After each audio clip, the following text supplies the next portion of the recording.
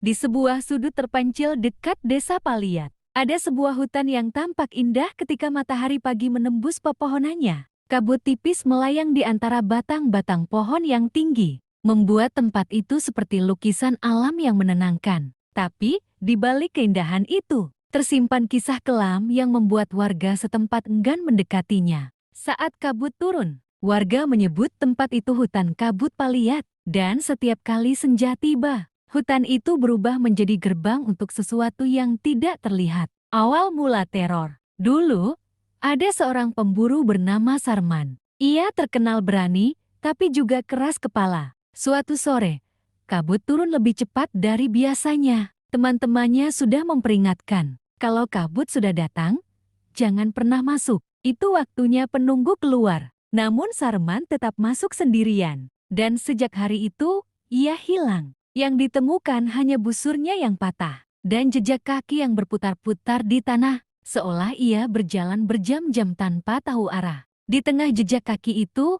ada satu jejak lain, lebih besar, lebih dalam, dan bukan jejak manusia. Sejak Sarman hilang, warga mulai mengalami kejadian aneh. Ada yang mendengar langkah cepat mengikuti mereka, tapi tak ada siapapun di belakang. Suara napas berat, seperti makhluk besar sedang mengendus. Bayangan tinggi 2 kali manusia melintas jauh di balik kabut. Dan yang paling menakutkan, seseorang memanggil nama mereka dengan suara orang yang mereka kenal. Padahal orang itu sedang jauh dari hutan. Sosok penunggu, langkah panjang. Menurut cerita para tetua, hutan ini dijaga makhluk bernama Langkah Panjang. Tubuhnya kurus seperti batang pohon. Langkahnya panjang dan tidak pernah terdengar. Kepalanya selalu miring, seolah mendengarkan setiap detak jantung. Makhluk ini suka meniru suara manusia untuk menarik korban semakin jauh ke dalam kabut. Dan jika ada yang berani berjalan lebih cepat darinya,